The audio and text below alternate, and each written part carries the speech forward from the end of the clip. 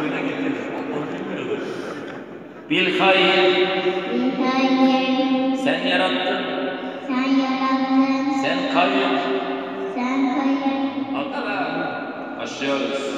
Mesaj reddet. Sakin ol. Heyecanlanma. Olur mu? Şöyle bu akşam böyle tuttum. Ha şöyle. Osmanlı usulü. Bu akşam biliyorsun Ertuğrul Gazi. Kaldır şu yolu. Elif diye bağır. Elif diye bağır. Oğlum anne bağır. Yırt sıra. Ertuğrul Gazi var bugün dedi.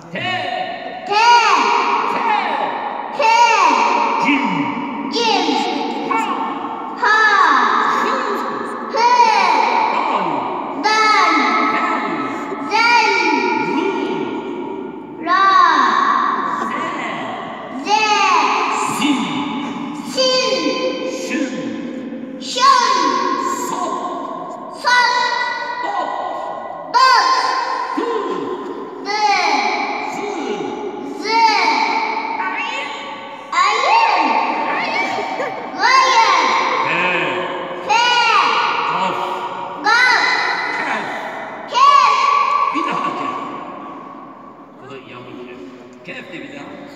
Kef olmayınca. Lam. Mim. Nun. Vav. He. Lam elif.